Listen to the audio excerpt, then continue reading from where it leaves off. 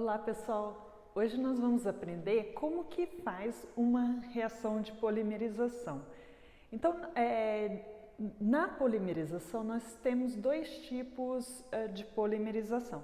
Temos a polimerização por adição, que nós vamos aprender a seguir, mas eu vou mostrar para vocês um tipo de polimerização um pouquinho mais fácil do que da adição, que é a polimerização por condensação.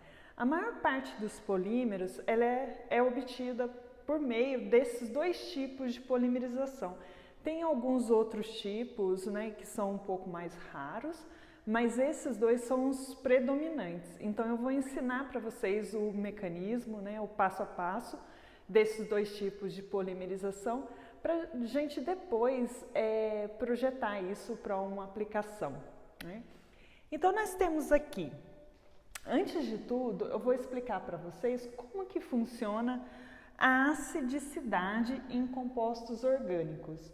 Então, nós temos que, dentro dos compostos orgânicos, aqui eu tenho uma relação, E dentro desses compostos aqui, o composto mais ácido é esse daqui, que é o ácido carboxílico.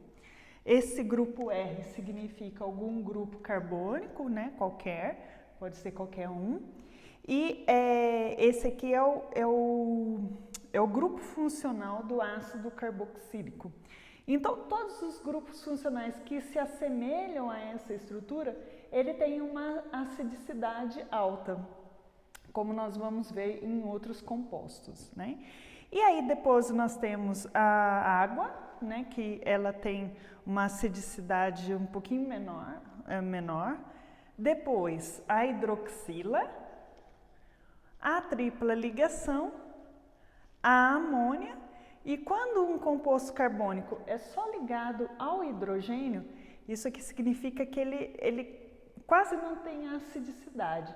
Então isso quer dizer que ele não consegue reagir muito facilmente, Desses compostos aqui, o que mais consegue reagir, o que tem maior potencial de acidicidade é o ácido carboxílico, Então, vendo isso, nós temos que as reações de condensação, elas são reações ácido-base, Tendo aquela teoria de ácido e base de Lewis, onde o ácido ele é um composto sedento por elétrons e a base é um fornecedor de elétrons, ela está doando elétrons.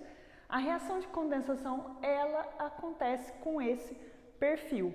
Então nós temos aqui um exemplo, um diácido, Aqui o grupo R' pode ser qualquer grupo de vários carbonos. E eu vou reagir ele com o glicol. Aqui no caso o glicol, ele tem essas duas hidroxilas aqui, Nessa reação, o que é interessante a gente notar, Cada um deles tem um comportamento ácido e o outro básico. Outra coisa interessante é que a gente nota aqui que esses compostos, eles têm funcionalidade 2, Eles podem crescer, eles podem reagir entre si e crescer lateralmente. Então nós temos aqui o glicol com duas hidroxilas e o diácido, com duas extremidades, com ácido carboxílico.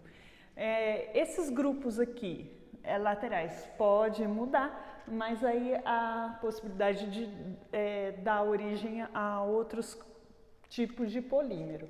Mas vamos dizer que esses compostos têm essas duas extremidades iguais e cada um delas tem dupla funcionalidade.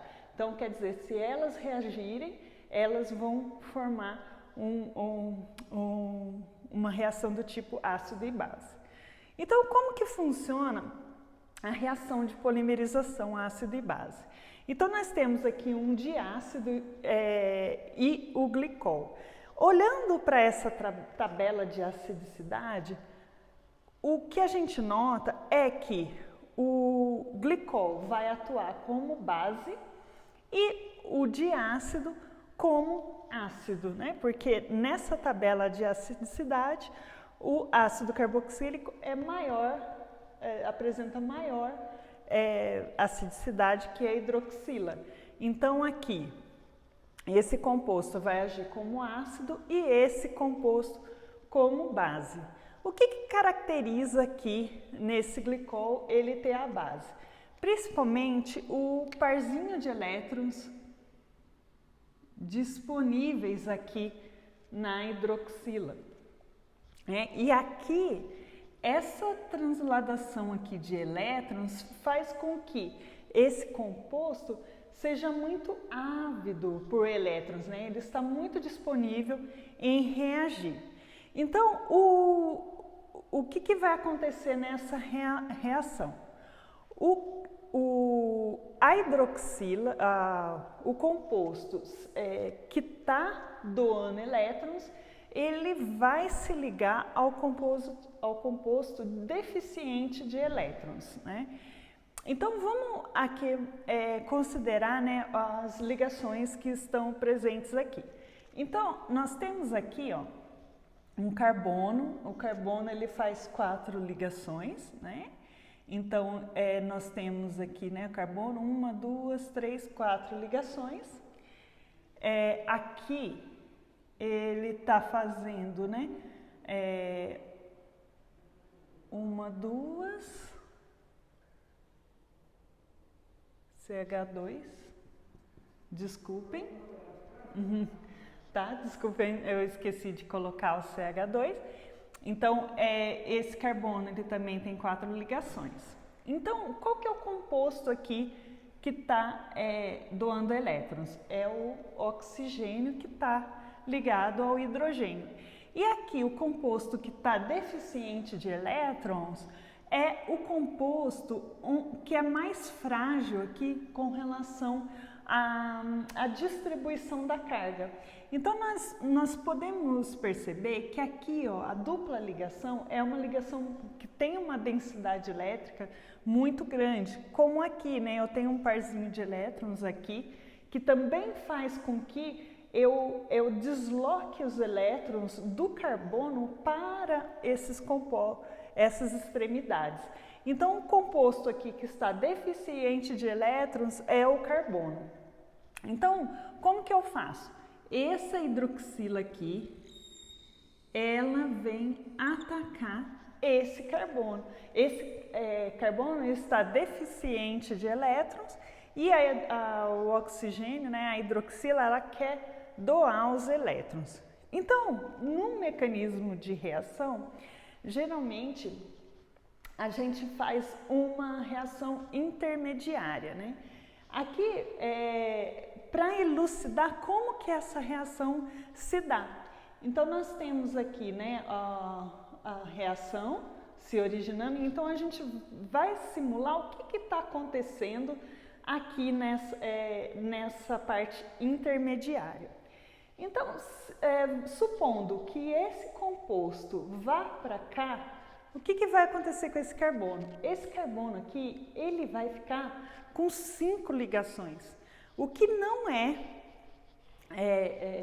possível, né?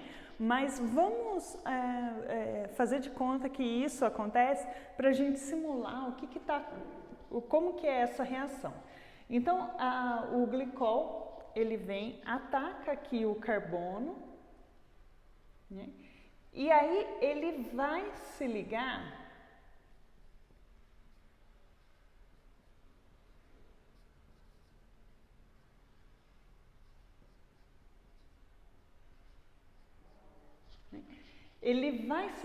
a essa hidroxila. Então, a reação intermediária, o que ela me diz?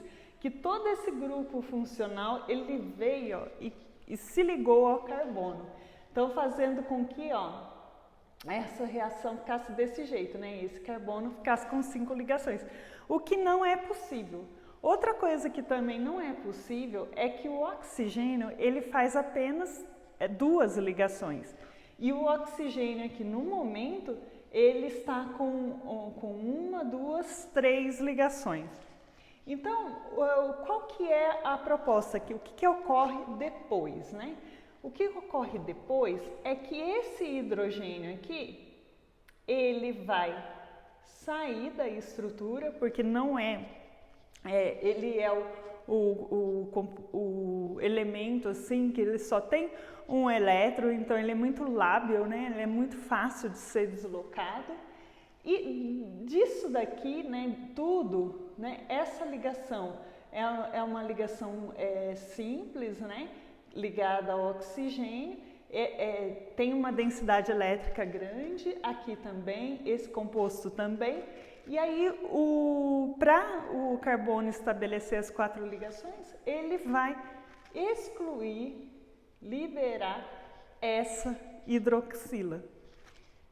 Então, resumindo, né, eu vou apagar aqui.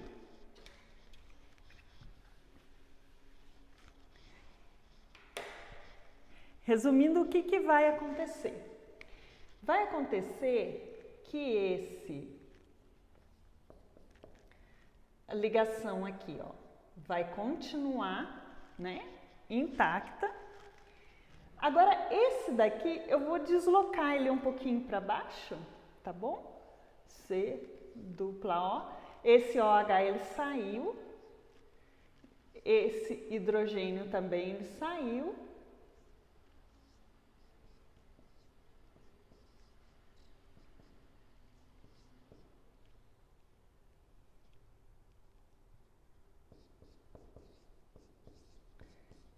E esse composto ficou dessa maneira.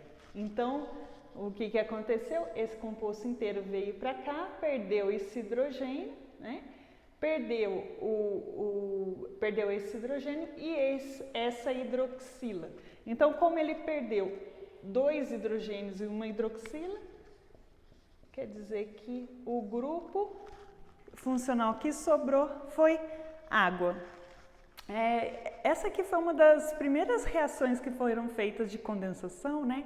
Então, esse nome condensação é porque quando eles foram fazer a reação, eles notaram que evaporava um vaporzinho de água, né? Ele se condensava. Por isso que essa reação, né, tem esse nome, né, condensação. Mas ela também pode ser chamada de reação por etapas, né? Então, é assim que ocorre o mecanismo, né? Aí, aqui o que vai acontecer depois? Essa extremidade pode reagir com outro glicol e essa extremidade com outro ácido carboxílico. E eles vão crescer em etapas, né? Então, nesse tipo de reação aqui, ela não precisa, né, de um agente iniciador. Quem inicia é a própria molécula, né? Porque uma é deficiente de elétrons e a outra doadora de elétrons, então a própria molécula se inicia. Outra característica é que ela tem 2 extremidades com grupos funcionais para que ela cresça lateralmente e ela apresenta um subproduto durante a sua reação. Nesse caso aqui foi água. Então é isso.